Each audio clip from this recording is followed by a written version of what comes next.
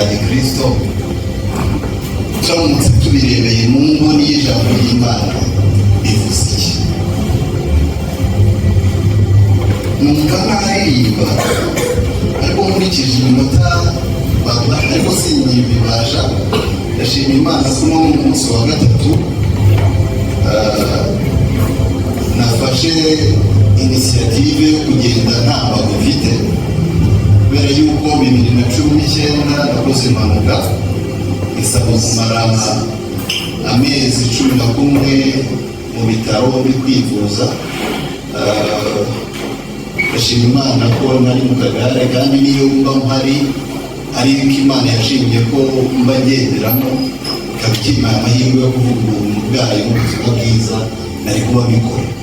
Ariko Imana ishimwe ko uno munsi yampaye amahirwe yo kuza kubana namwe n'imbago nazisize.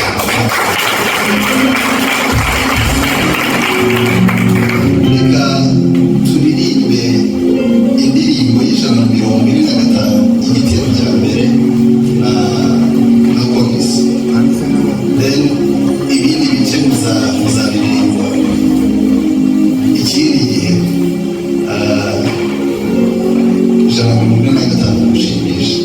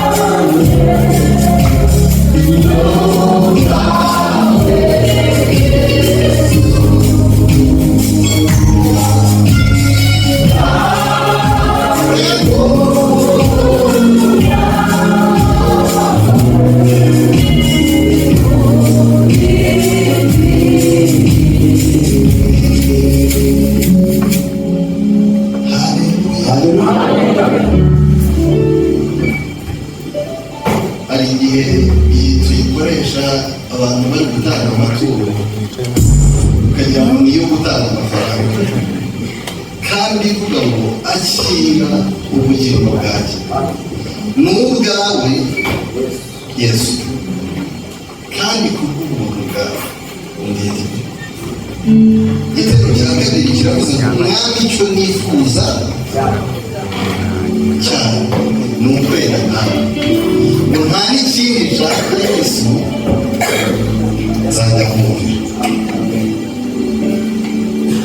Tugiye kuvuga kuri Christian dating cyangwa biblical dating and marriage.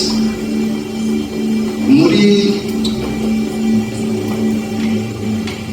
biblical dating and marriage, icyo navuga ni uko muri iri somo icyambere twagakwiye kuba tuvuga ni uko abakwiye kuryiga no kuryumva arameze ari abantu beguriye Kristo mu buzima bwabo basobanukiwe. Ibindi byaba ari ubupfu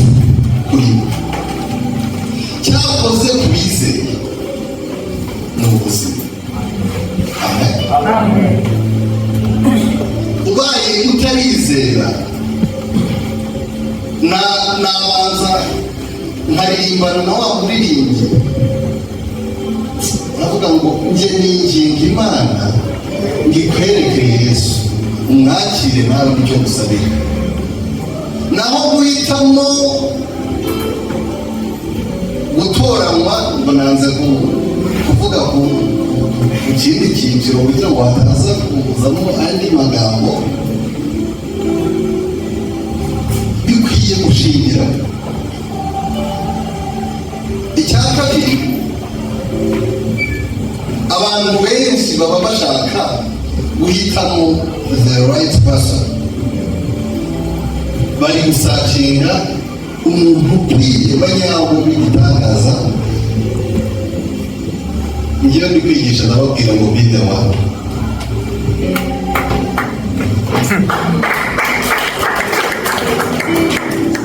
Kubera yuko iyo ubaye uwo nguwo ukwiye mu ngoni z'Imana umenya n'ukwiye, ba ukwiye. Icya gatatu, what if it's not who you marry but why?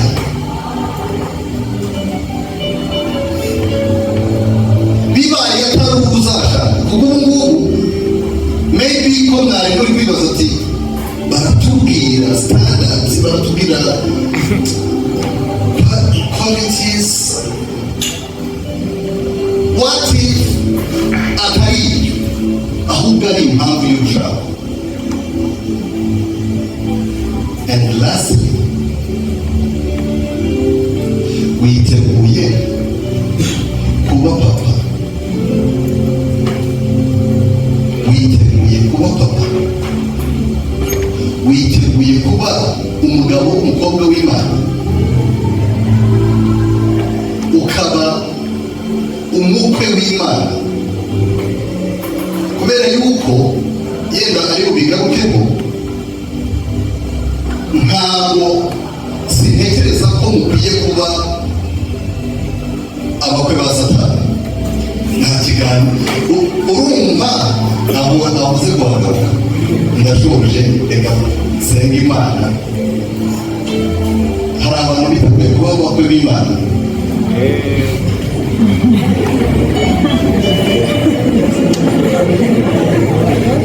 Cyangwa hari abajya gutera ibiraka kwa Satani?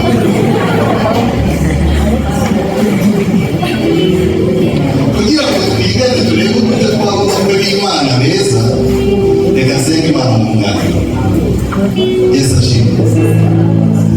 Umuntu ukwiye gutoranya ni umuntu ukwiye guterwa ishema nawe ko yaba se w'abana bawe, ko yaba se w'abuzukuru bawe, ko yaba mama w'abana bawe, ko ari umuntu wakwishimira yuko,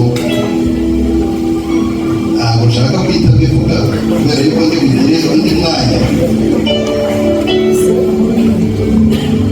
Ubu ngubu nagakwiye kuba uri umugabo yaterwa ishema no gushingira umukobwa we.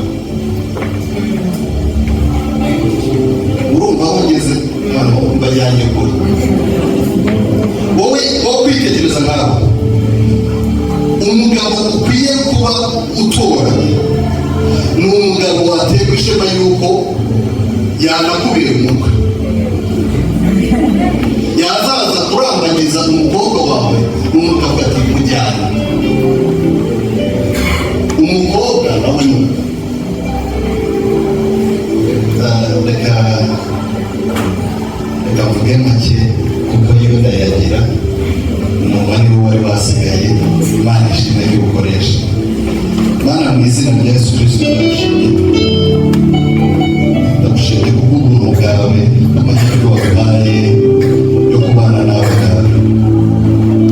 Ndasabira uyu ugiye gukoreshwa nawe kugira ngo avuge abwirijwe nawe neza n'urukundo rwawe rwanze ubuzima bwe. Ndasabira abaduhaye kubwira kugira ngo ufungure imitima yabo, ufungure amatwi yabo, babashe kumva icyo ushaka n'icyo ushima, kandi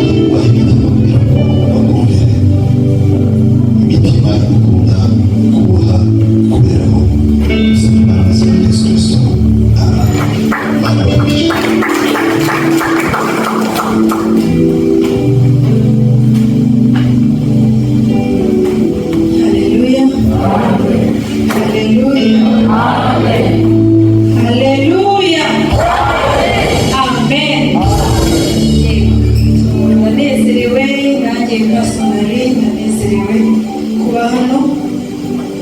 Izina yanjye nayavuze kwa Mutegeki, nakijijwe mu Yesu.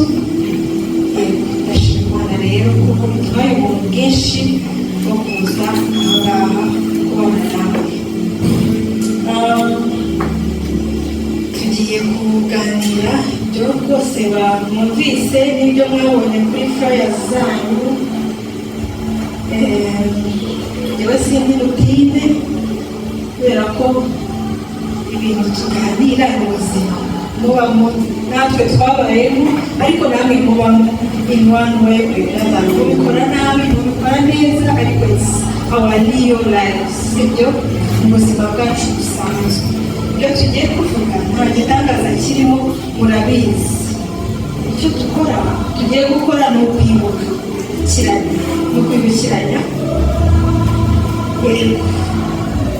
ukwibukiranya no gusharinga life experiences, nta bindi, sibyo?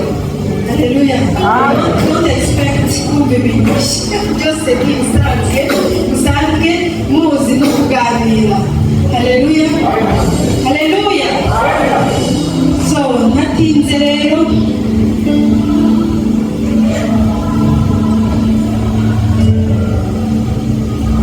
muri wa mwaka watigije isi, ndagira ngo mumurikire ubwenge bw'ubwatsi ndi busubire muri wa mwaka watigishije isi. I once had a call from someone, and he called me and told me, would you please come here, I want to talk to you. And I went. I was expecting something which is not what I got, and then what I got changed my life for lifetime. Once I met him, he told me, would you please be my soulmate?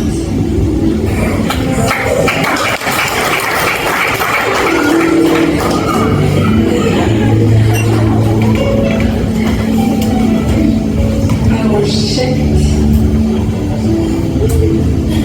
And I told him, give me my time, and I'll come back to you. Hallelujah! Hallelujah! Amen. Nashakaga kubanza kubinjiriza aho ngaho, kabasigire bamanitse aho ngaho, kabasigire aho ngaho, ubundi kumeze Christian dating. Ariko uretse ko nta nubwo basize bamanitse, nabamanuye bageza hasi, ariko sinzi niba mwabyumvise. So Christian dating is a purposeful relationship between two people to intentionally get to know one another in order to discern suitability for marriage while honoring God in conduct and in character. In other words, Christian dating is intentional companionship between man and woman, pursued with the goal of discerning marriage while honoring God in heart, body, and behavior.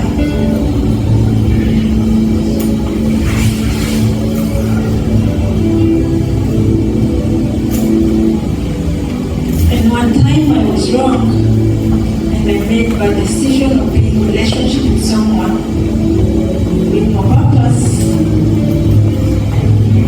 After 2 years, I asked him, where are we going? He said, I don't know. And I said, okay, what can I do? He told, I don't know. And from that time, I took a decision of being out. Kurangariza kwa Kristo, kuko tubibona ni ufite intego. It has to have a purpose. ni urukundo hagati y'abadahuje ibitsina biyemeza kugenda mu rugendo rufite intego yo kureba niba byavamo bakabana. Dating is not marriage. Most of the people, they live in dating as if they are already married. But dating is not marriage. Dating is a journey. You walk with someone. You pursue someone. Kugendana urugendo n'umuntu kugira ngo mu kwigana mu kugendana in the details turagenda through ureba niba he or she is the right person for your life. By being right, nukureba muri detaye nyinshi turi bugende mo, ariko muri urwo rugendo mufite imitima yo gushaka kubaha Imana, guhesha Imana icyubahiro. Hallelujah. Hallelujah. So it's a journey, it's a purposeful journey. You walk with someone. If you are compatible, if he or she is suitable for you. Hallelujah. Hallelujah. The purpose of dating rero uko twabivuze,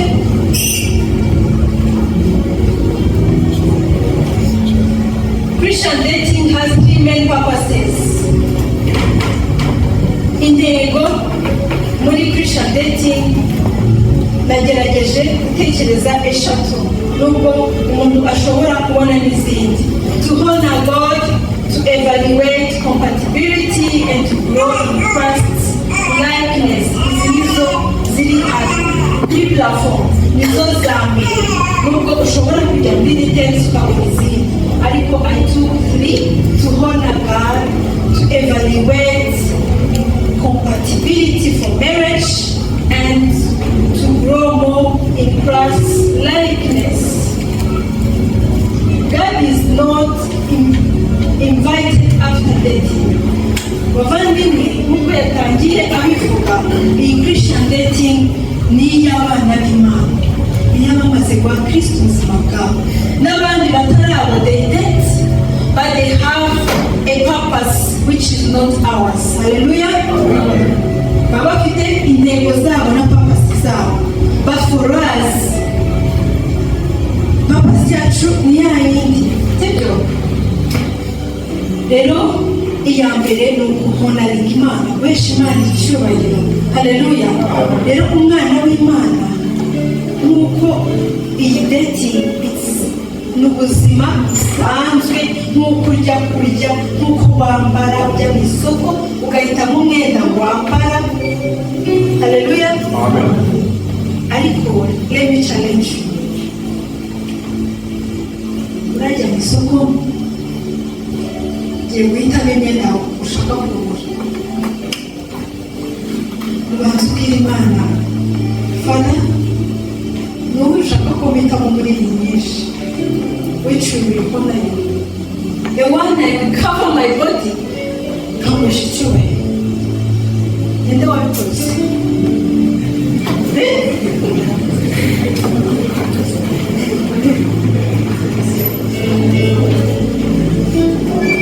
Let's say muri weekend ufite party, ufite service muri AGM, ufite TP, ufite n'ibintu byinshi.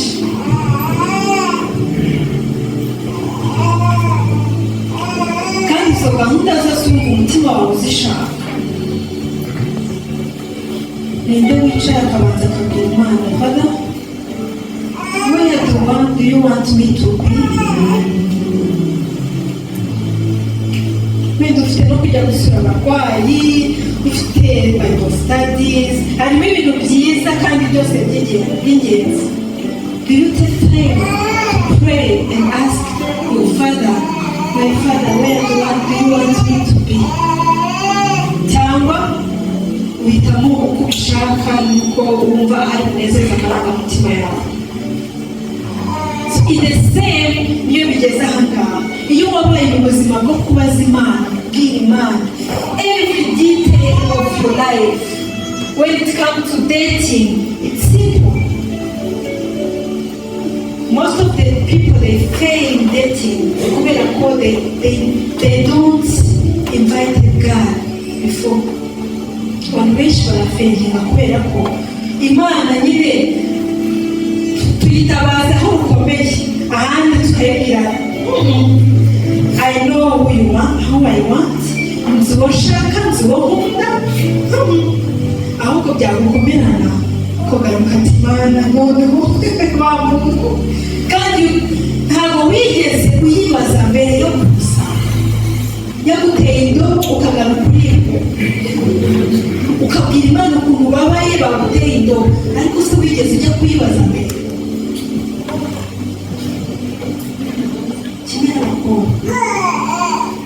Waramwemereye kubera ko umuntu imboga yambara neza, asa neza, ni mwiza, and you accept.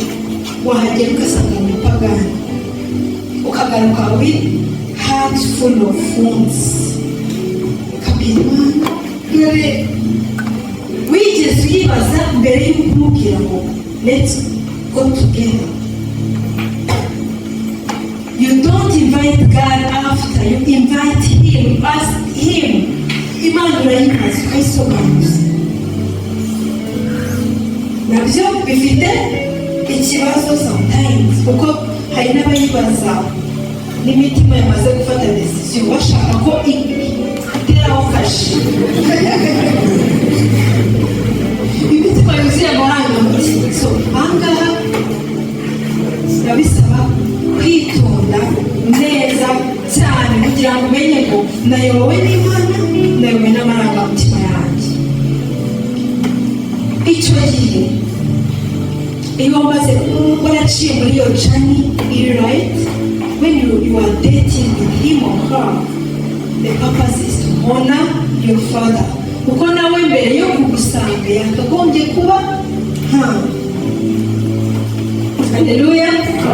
So you invite God before, not after. God is calling us to honor Him in our dating journey. Hallelujah. First Colossians 10:1 says, so whether you eat or drink or whatever you do it all for the glory of Him. Hallelujah. Imana iraduhamagara kugira ngo tuyiheshe icyubahiro. Hallelujah. The purpose number 2, to evaluate compatibility for marriage. Purpose ya kabiri yo muri relationship with Christian is to evaluate compatibility. No kugira ngo urebe, am I compatible with this person?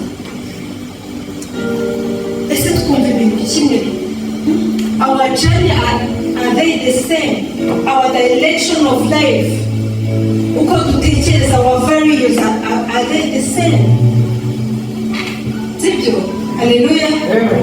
Hallelujah. Dating is not marriage. No, it's not a journey of giving your life to him or her. No, it's a journey of evaluating his or her life, his or her dreams. Niba ashaka kwerekeza mu buzima bwe, iby'agaciro ni ibihe? Ese ahereza agaciro kugira abana? Kuko hari umukobwa cyangwa umuhungu kugira ngo I don't want children, abana nshaka, I want you to learn and enjoy life. So this journey is a journey of evaluating if you are compatible for marriage or not. Do your values align? Do we want similar things in the future? Can we communicate? sinzi niba mujya mubibona hari umuntu muganira ukumva ntabwo muganira mu bikemu. Do you communicate? Kuko relationship and marriage communication is its core. Ni ingenzi cyane. So do you communicate? Do we handle conflicts in healthy ways? Conflict is normal, and conflict ni nziza kandi ziri healthy. Relationship itagira conflict iba ifite ikibazo kandi kinini cyane. Conflict ziri healthy muri relationship. Iyo muri iyo jani evaluatinga, iyo twagiranye amakimbirane ni gute tuyakemura? Cyangwa ni wa muntu ukubwira ngo ni cyumweru mu kwezi nitekereze. Do we communicate in handling conflicts? Do we respect each other and full emotional self? Ese murubahana? Kubaha bitandukanye no kugira isoni umuntu, no kumureba ngo urebe hasi, no kukubaza ngo ntusubize, biratandukanye. Abakobwa ahangaha benshi tekereza ko kubaha ari uko ukwibombanika kosa, ni ukuvuga ureba hasi, uko kubwira ibintu ntusubize, ukabayega ukarama namwe wabidishyi.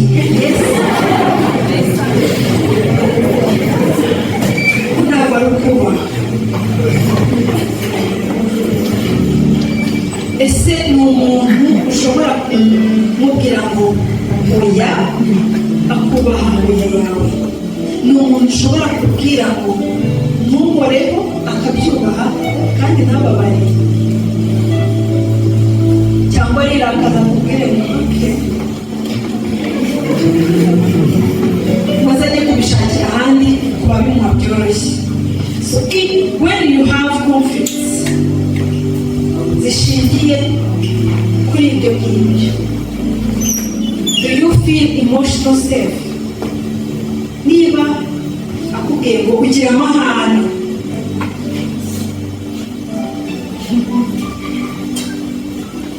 ubyakira kuri nk'uko cyangwa urarakara, and ukumva uratuje, ugiye gusaba Imana igufashe kuba umukobwa cyangwa umuhungu utagira amahane, cyangwa uramuburanye ngewe kugira amahane gute?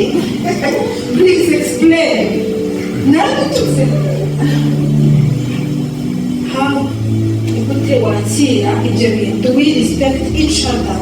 Wubaha igitekerezo cy'undi muntu, yubaha igitekerezo cyawe, kandi cyaba kinakonflikitinga nuko atashakaga agatuza akabyakira neza.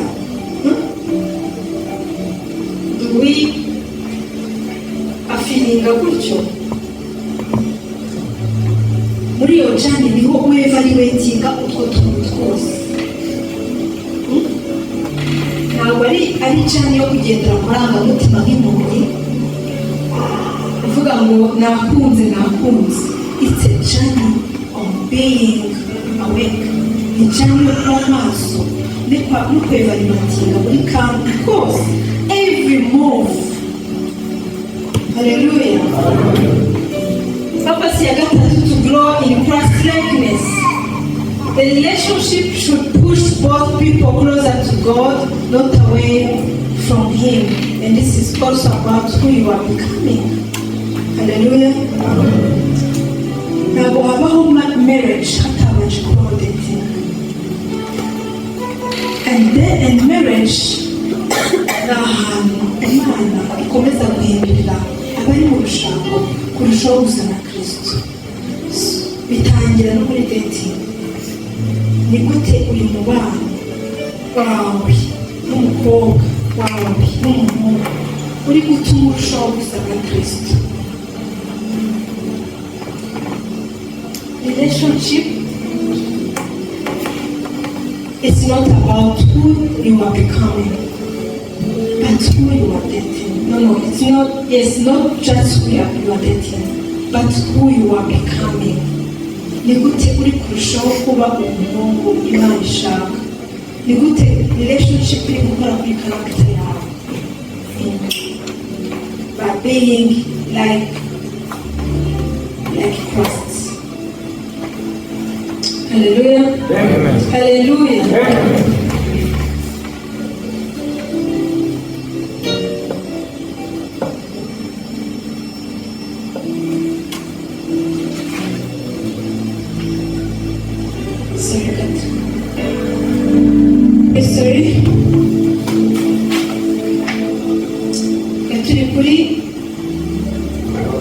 To grow in Christ likeness. Ariko ikindi nakongeraho nuko you always evaluate your relationship if it's helping you to love God more and people better. Ureba niba iyi relationship irimo iri gutuma urushaho gukunda Imana, urushaho gukunda Kristo, kandi urushaho gukunda abantu b'Imana. Haleluya. Mu buryo ufatika ureba character growth, becoming more patient. Are you becoming more patient in relationship yawe? Uyu muntu ari kugufasha kuba more patient, more kind, more humble, faithful and self-control. Relationship ureba character yawe ukuntu iri guhinduka mu gusa na Kristo. Cyakabiri, spiritual encouragement. Uyu ni umuntu ugutera umwete mu gusenga, mu kubaha Imana. Is he or she encouraging you in prayer, obedience, and trust in God rather than direction of spiritual restlessness? Uyu ni umuntu ugufasha kurushaho gukunda Imana, kubaha Imana, kumvira Imana, cyangwa ukora umuntu ugutera utuma ubuzima bwawe bwa Kristo busubira inyuma, utuma ugira ubunebwe mu bintu byose muri spiritual, umuntu ugutera umwete mu buzima bw'umwuka. Healthy love, learning Christ-like love. Muri relationship ikiba cyarabahuje mu rukundo. Am I right? Yes. Mu rukundo. Ariko muri relationship subira inyuma, ntabwo ndahagera. Ni kuri Christ-likeness. Muri relationship twiga gukunda. Ijambo ry'Imana riratubwira ngo definisiyo y'urukundo irayiduha, nubwo tujya kwiruka tuyishakira ahatari. Haleluya mundebe. Haleluya. Turi kumwe? Twiruka tujya gushakira ikitwa urukundo ahandi, no gusobanura ubwarwo tujya gushaka ahandi, ariko ijambo ry'Imana ryarabiduhaye. First John.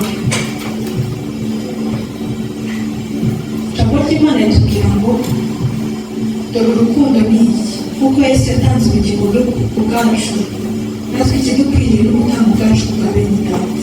Is he or she giving him or herself for you? Ikidukwiriye no gutanga ubugingo bwacu ku bwa bene data. Urukundo rw'Imana nibwo dukwiriye kwitoza mu buryo dukundamo abandi, ariko cyane babandi twakunze mu buryo nk'ubu turi kuvuga, kubera ko urukundo love is sacrificial. Ese ni umuntu kwitangira, ni umuntu ukubaha. Love is sacrificial, truthful, respectful. This love is not selfish or manipulative. Urukundo urunguru rwo muri Christian dating ntabwo ari urukundo rukwikundiriramo, bakubwire barawukunda ariko ntugenzura ko ari kukubwira ngo barawukunda, usanga kwikundiriramo. kwinezeza, ashaka we sibyo. Uru rukundo ruri very sacrificial, truthful, ni urukundo ruvugisha ukuri kandi rwubaha uwo wakunze, kandi ntabwo ari urukundo ruri selfish cyangwa ruri manipulative, aho umanipulating umuntu mubeshya cyangwa mubwira ko umukunda. Nanone ureba accountability, ese muri gufasha helping each other make wise choices, ese urwo rugendo murimo muri gufashanya gufata decision, imyanzuro ikomeye cyangwa choices ziri mu bwenge nzima. Service mindset, ni kubabwira ibintu, bakorera ibigenzura umuntu ngo urebe niba ari kugufasha kurushaho gusa na Kristo. Character growth, ureba character growth, spiritual encouragement, healthy love, learning, Christ-like love, accountability and service mindset. Hallelujah. Hallelujah. Ibyo bintu bitatu niyo purpose of this dating. Mwazumvishe tubona God mvango niyo wumva udashaka kugira izi purpose zikujyana mu kubwira umukobwa ngo narakurebye kuriya rero mpaka undi mu bitangira abasore. Niba wumva kubera ko aha ndahahera no kumabwira abasore kubera ko abasore you are the initiator of a relationship.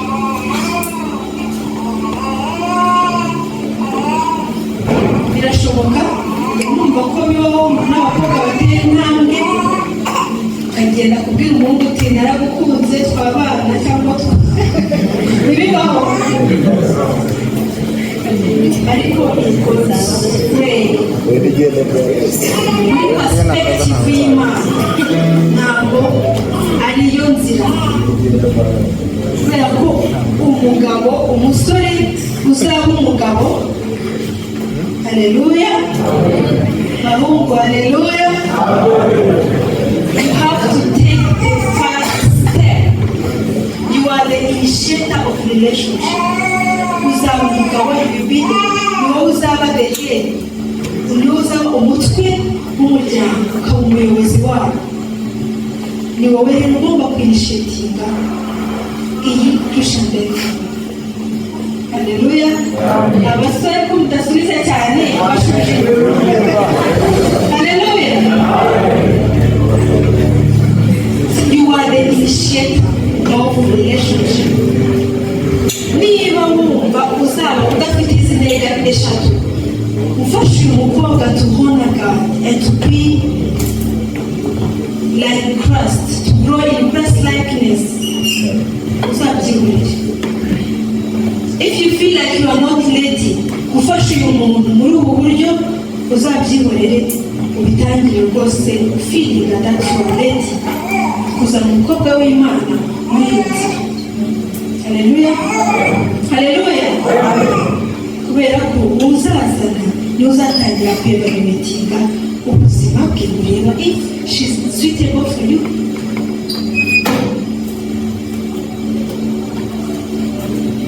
Icya gatatu,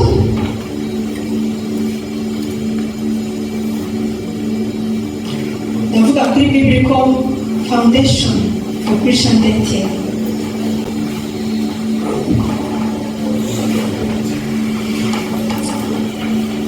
Be equally yoked. Makorinto wa kabiri 6:14 ni umuryango w'abasore uri very famous. Ijambo ry'Imana tubwira ngo nimwifatanye n'abatizera mudahuje.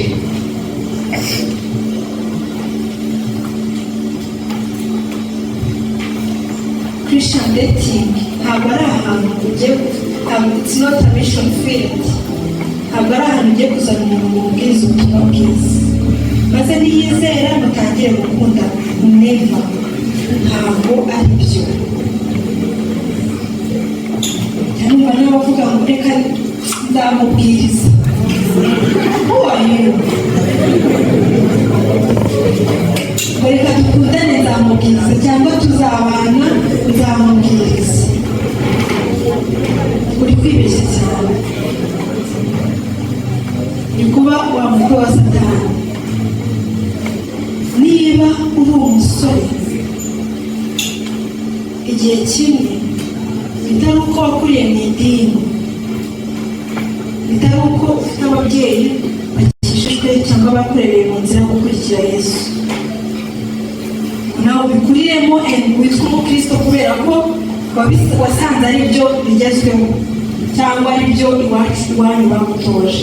Ahubwo hari igihe kimwe wumvise ubutumwa bwiza ukubwira ko uri mubi kandi ukwiriye urupfu rw'iteka no gucirwa urubanza. Ufitanye ikibazo n'Imana, ibyo bintu ukabyumva, ariko ukumva nanone ko hari ibintu nziza iyo watanze urugingo rwe ku bwawe. Ntuzi kubwira ngo nta yindi nzira y'ukuri n'ubugingo, nta yindi nzira ikugeza ku Mana uretse Kristo. Mu maze icyo gihe bwire Yesu uti nari narayobye, ndakwihaye, I give my life to you and I want to honor you and to follow you the rest of my life. Muhebure ubuzima bwawe. Ubu buvutse bwa kabiri, uwo mwana w'Imana. Ubaye umwana w'Imana. Ijambo ry'Imana atubwira ngo abo ntibabyawe n'ubushake bw'umugabo, ahubwo babyawe n'Imana ubwawe. Uri umwana w'Imana. Niba ibyo bintu warabikoze, icyo ni ikintu murakoze.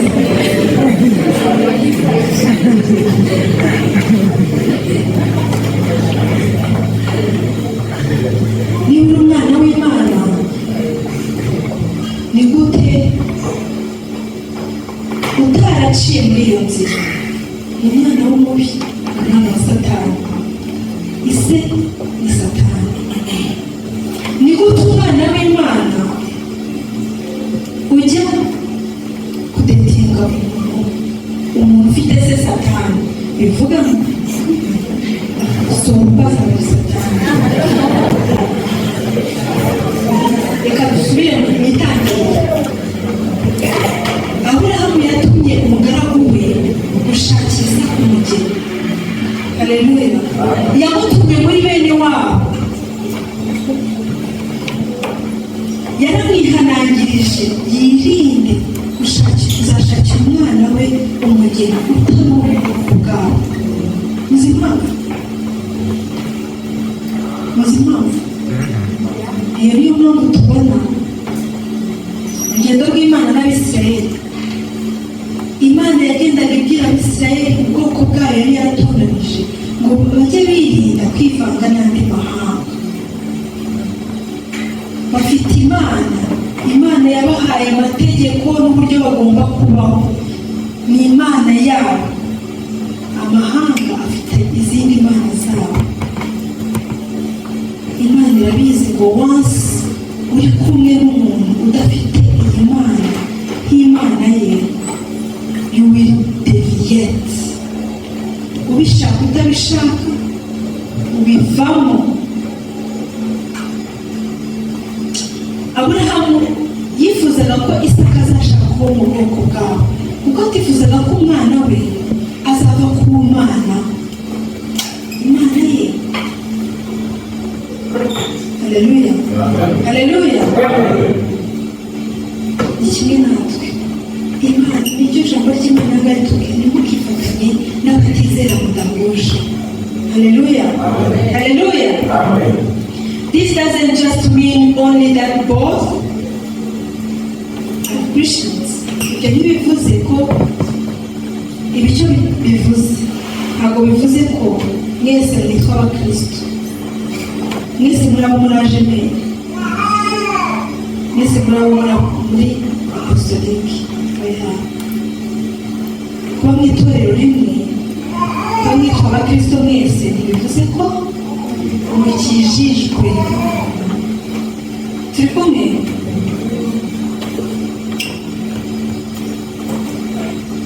Ubuzima bwo gukizwa bitandukanye no kuba mu idini. Haleluya. Rero aba bantu babiri, umukobwa n'umuhungu muri ajeperi cyangwa muri apostolike, sibyo? Ntibivuze ko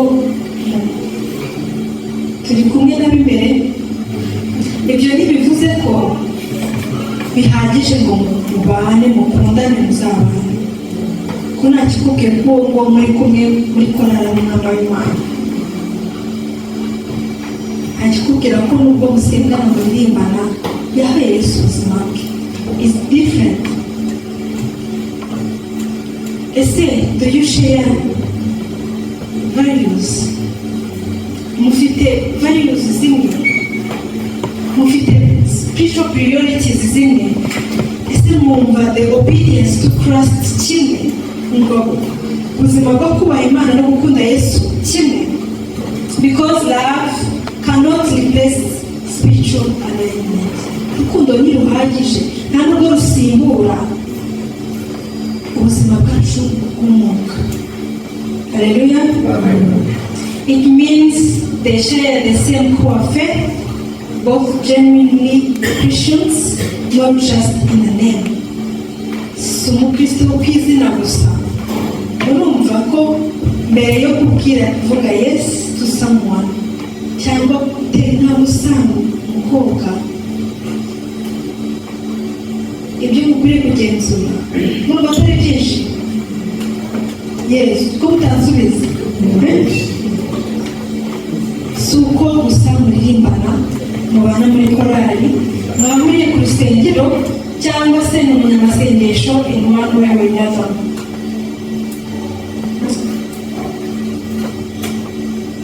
Dore icyo bitavuze. Be equally yoked. It doesn't mean you have the same domination. Hallelujah. Ntibivuze ko musengera ahantu hamwe cyangwa same level of Bible knowledge, ubumenyi mufite kuri Bibiliya bwomwe, same personality or background, ufite personality zimwe cyangwa background zimwe, cyangwa mutajya mugirana amakimbirane. Being equally yoked ni ukubizi neza ko umwana w'Imana ni uwavutse ubwa kabiri yahaye Yesu ubuzima bwe. Cya kabiri, guard your heart. Foundation number 1, be equally yoked. Being in relationship with someone you share the same faith, the same values, and the same spiritual priorities. Kabiri, guard your heart.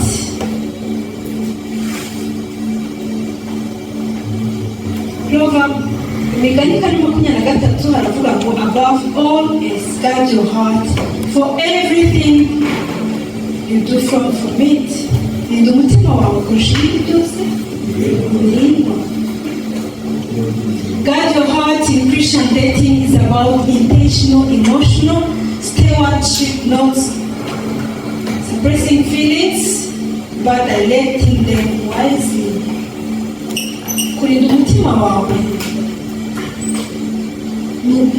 kurinda amarangamutima yawe, wabigambire no kuba igisonga cyiza cy'amarangamutima yawe, udapfa gutagaguza amarangamutima yawe umuntu uwo ari we wese umubona. We are in couple, let's try to this person. Hano biranze reka ngerageza. Oya, ni ukurinda umutima wawe. After all, ni naho birangira, ibikomere byose bikuzuye umutima. Kubera ko aha wagezemo biranga, urahava ugera hano ugeramo biranga, urahava ugeramo biranga.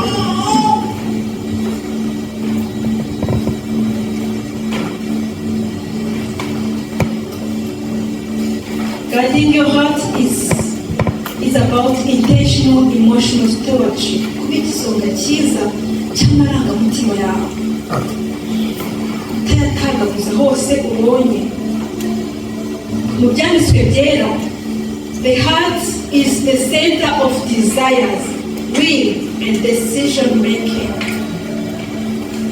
Mu byanditswe byera tubona umutima ni ahantu haba ibyifuzo, amarangamutima, ni naho ufatira imyanzuro ikomeye. Umutima ni ahantu hakomeye cyane ukwiriye kurinda so wisely.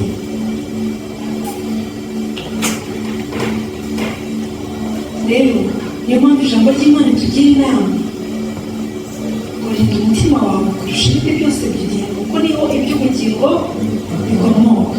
Umutima dukundisha Imana. Ijambo ry'Imana ritubwira ngo dukunda Imana n'imitima yacu yose n'amarangamutima n'ubwenge. Dukunda Imana n'umutima wose. Wa mutima dukundisha Imana ni nawo dukundisha. Ntabwo tugira imitima ibiri. Mujya mwumva abantu batendeka, umuntu akibaza atari kuriya muntu agira imitima ingahe? Arakunda Patrick, akunda na Olivier, akunda na Karoli, Emmanuel.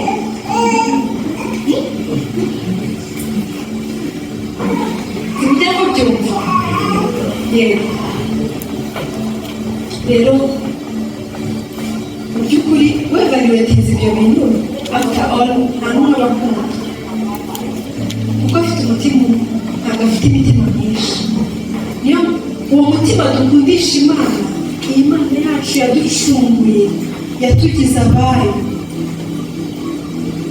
hahandi ituye dusabwa kuharinda kugira ngo tutatuza ibibonetse n'ababonetse bose. Haleluya, haleluya.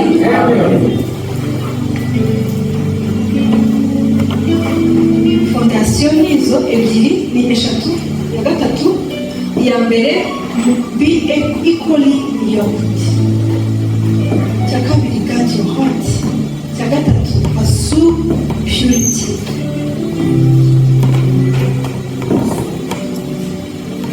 Ijambo ry'Imana mu Batesalonika 4:3 rwose ritubwira kuzibukira ubusambanyi rwose. Sibyo? Purity is not just about sex. Purity ntabwo ari gusa, it's not about only sex. Ntabwo ari uko abantu bahuje ibitsina gusa. Igitsina murakizi? Murakizi? Cyangwa kuvuga ibintu bibi? It's our life, ubuzima bwacu, kandi twagakubivuga bamwe bimeze tugeze mu byobo. Rero basubira gukurikira gushakisha kuba pure muri relationship while you are dating. It's not only about sex. Kurinda amarangamutima n'ibintu byose bishobora kuganisha aho ngaho. Gukora imibonano mpuzabitsina ni byinshi, sibyo? Ntabwo ibi murabizi neza cyane. So rero foundation number 3 muri Christian dating is to pursue purity. Icya kane, ndashaka kwihuta kugira ngo umwanya, healthy boundaries in Christian dating.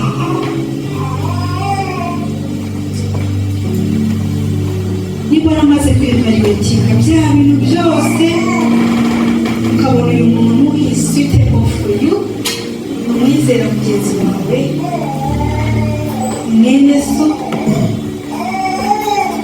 and mufite za purpose to honor God, and you are evaluating if he or she is suitable for you in compatibility, sibyo? Kandi ukabona rwose you are growing more and more like Christ, spiritually, God is calling you to set your boundaries. Ibyo ntabwo bihagije ngo mugire dating iri healthy nk'abana b'Imana, ifite ubuzima nk'abana b'Imana, kubera ko mwambaye umubiri kandi mwese irakora imiti, irakorana imizima, aragukora kumva birakomeye, kandi it's really normal, biri normal kubera ko namwe mufite imibiri iri normal. So God is calling you to settle boundaries. Imana irabahamagara ngo mushireho imipaka. Hallelujah. Boundaries are not rules to restrict you from joy. Ntabwo boundaries ari zo kubica ngo mutanezerwe, sibyo? Yambi boundaries zibafasha kugendana urugendo rwose nk'abana b'Imana, mukazarusoza rwose muri successful, mwarapursuinze purity rwose. Mushyiraho physical boundaries, emotional boundaries, time boundaries, spiritual boundaries. Sibyo? Physical boundaries niyo just to protect each, buri wese arinda mugenzi we from purity. Sibyo? Buri wese arinda mugenzi we kugira ngo mupasuinge purity. Hallelujah. Muri physical boundaries, kamenya ngo mwarabyemeranije, ahantu muganirira naha, aho utaganirira naha. Reka ndeke kuzicamo zose nzisobanura kugira ngo nihute. Aho mujya naha, aho mutajya naha. Mukobwa, ibyo wambara muri buhure, ibyo utambara n'ibyo. Uko mwitwara muri kumwe n'uku, uko utitwara n'uku. Dusete uri muri ijana mugasetinga boundaries zibafasha to pursue this purity. Hallelujah. Hallelujah. Igihe cyo guhura ni iki, cyo tudahura ni iki? Ntabwo mukwiriye guhura nijoro mukicara mukamenya ngo we don't meet nijoro, we meet in a public place. Duhurira ahantu hari public mu gihe iki ngiki. Ibyo byose ni ibintu musetinga mushyiraho kugira ngo mupasuringe purity, ariko kandi bibafashe no guhesha Imana icyubahiro, tubona God relationship murimo. Hallelujah. Hallelujah. Ariko nk'uko nababwiye, you don't go blind. Nubwo ibyo byose mwabishyiraho, ntabwo mugenda rwose ufunze amaso. Nk'uko nabibabwiye, you evaluate. Ndi kwihuta, araza kubamo practical. Yewe ni teori, ndi gukoresha teori cyane kuko nzi ko he will go deeper in practice, mu buryo buri practical, kubera ko ntabwo natandukanya dating and marriage, ni ibintu bigendana, sibyo? So there is red flags and green flags I want to talk about. Undi abansigaje umuntu ari buvuge mu minota myinshi. You don't go blindly. Ntabwo ugenda mubuhumyi. Nk'uko nababwiye, ni igihe cyo kwevaluatinga. Mwibuke ko muri jana ibaganisha hehe to marriage. Mu rugendo rero ntabwo ugenda uhumurisha, ugenda ureba kandi witegereza buri kantu kose. Red flag, iryo jambo ndabizi ko atari ubwa mbere muryumvise. Ni ibintu ubona ku muntu ugahita ugira atansiyo, uvuga ngo imyizera mwene data cyangwa sibyo, kuko umuntu ashobora no kukwihishamo utabizi, ubwira ko mwizera bimwe muri mu rugendo kimwe, kandi ari ibintu azi kuvuga ku munwa ariko bitageze mu mutima ngo ahinduke abe umwigishwa wa Yesu. So red flags, ese ni umuntu uku, is he pressures you to compromise faith or purity? Ese ni umuntu uguhatiriza kuba wakwivuguruza ku kwizera kwawe cyangwa gupasuringa purity, ukurikira n'uwera? Ni umuntu ubigushishikariza cyangwa arashaka ngo ukompromisinge ubwo buzima bw'abana b'Imana? Ese ni umuntu ushobora gufatwa n'amashanyarazi y'umubiri agashaka kugusoma, let's say kuba ibyo ngibyo byaba ariko se ni umuntu ukubwira ngo ni umuntu wabwira ati oya, ati nitsamo bisanzwe kandi naha cyangwa ni ibintu byoroshye? Ese ni umuntu he or she pressures you to compromise faith? Ni umuntu wakino compromise uriwe, wivuguruza ko uriwe no mu kwizera kwawe, cyangwa ni umuntu ugushyigikira mu gukomeza kwizera no kwirinda n'imibiri yafatwa byahapanga mukavuga ati twibuke ko turi abana b'Imana. Kuba imibiri yayo yamutinga ikinoma nabivuze, niko ni gute mwitwara n'imibiri iba ku manza bikabibuza ko muri bazima?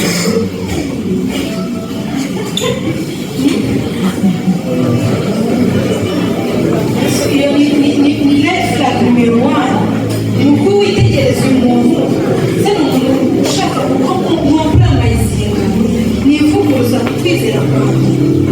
Icya kabiri, ese ni umuntu ugukontrola. Is he or she controls you or isolates you?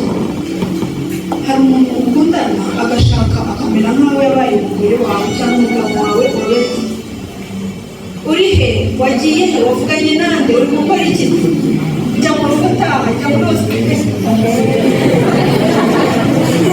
Aya masaha ugeze he? Kuki utari muri hospital?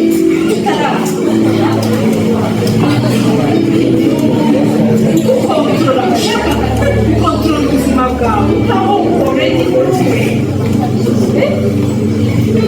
Cyangwa ni umuntu ukubwira ngo ubu rero turakunda, mpereza telefone yawe, agasiba abantu bose ari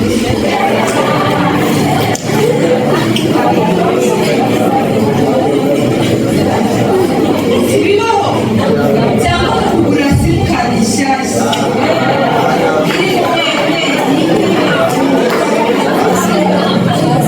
iyo wari ufite agahita yishyura. Is he or she someone who controls you? Or she or he is someone who is isolating you from other people? Ni umuntu ushaka kugukontrola, utwara uko ashaka, ujya aho ashaka, ukora ibyo ashaka, cyangwa ni umuntu ushaka kugushyira hanze ngo relationship ibe nk'akarwa ugiye guturamo wenyine.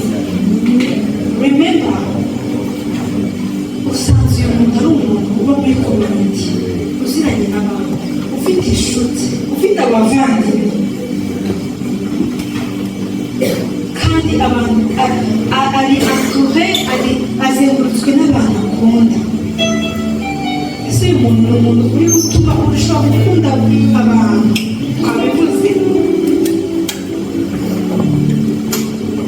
Iyo ni red flag. Iyo ari umuntu ushaka kugukontorora cyangwa kugutuza ahantu. Iya gatatu, inconsistent in character. Ni umuntu uhindagurika muri character. Aka kanya ni umugwaneza, ejo akagutura inabi, ni umuntu w'umujinya, umuntu ugira amahane, mbese ni umuntu uhindagurika muri character. Niyo ni red flag. Says they love God but shows no fruits. Ni umuntu ukubwira ngo akunda Imana ariko nta mbuto yera z'Imana mu buzima bwe.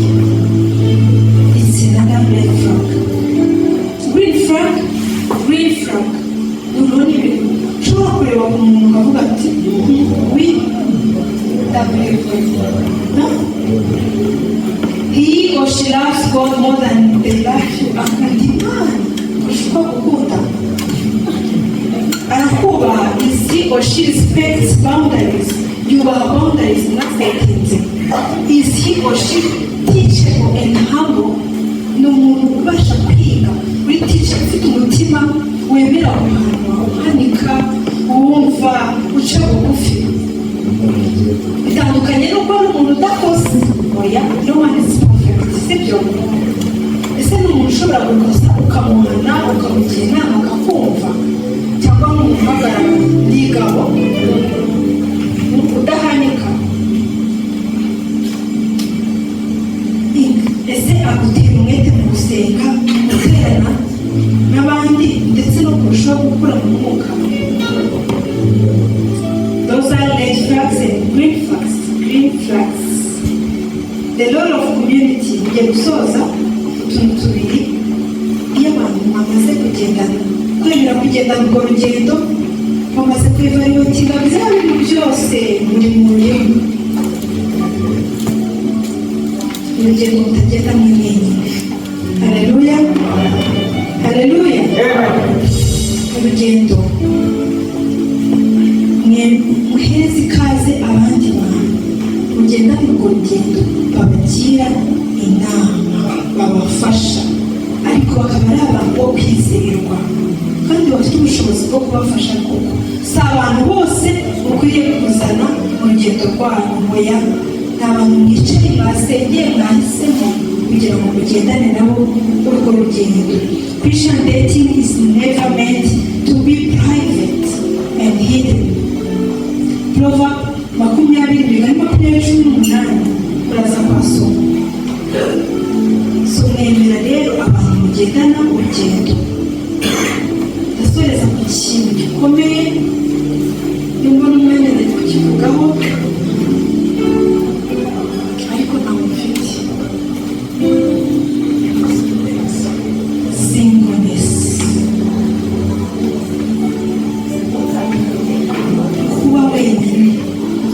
Bavandimwe, bitewe n'imico n'ahantu dukurira n'ahantu tuba, kuba uri wenyine bimeze nk'igisebo.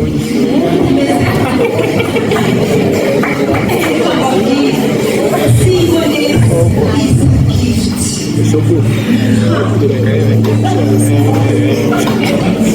It's not a curse.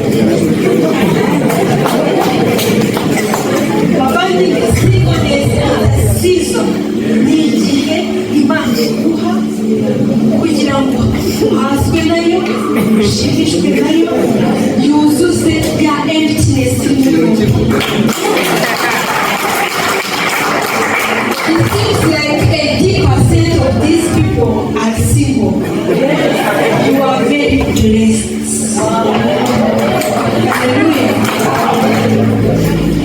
If you are single and you are sitting here in this room, ini itangazo utangaje, nushaka bari gutaha, you are very blessed. Hallelujah. Imana iguhaye umugisha w'iki season, ube uri wenyine. Ndaza yese ndabizi ko mu Cyongereza babasha no kugisoma. I will share you a book. Ndabashaka igitabo cyiza kivuga kuri iki kintu kandi ni mu gisoma. Bimwe muri ibi nateguye ariko nabivuze, ariko ni mu gisoma bibwese. No cyitwa Not Yet Married. Cyiza cyane. Singleness is a season. Rwose igihe cyose Imana igushyira muri singleness kugira ngo umenjoyinge Imana, umenye Imana, ibanze yuzuze the emptiness. Bavandimwe, uko umuntu arembye, uko turembye, yaba umugabo, umugore, umukobwa, umuntu, turemye mu buryo you feel empty. Wumva muri wowe utuzuye. Ibyo bya bindi sibyo Adamu yabonye Eva akabona noneho aruzuye. He felt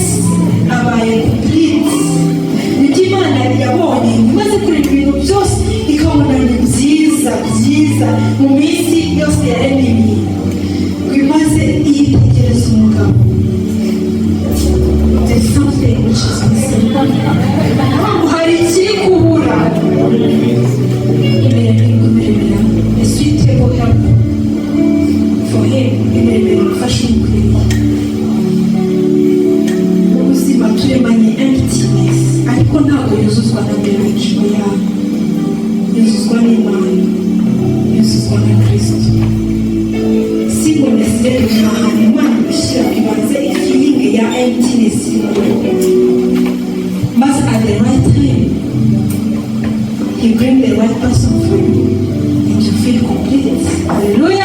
Amen. Changer, my Lord.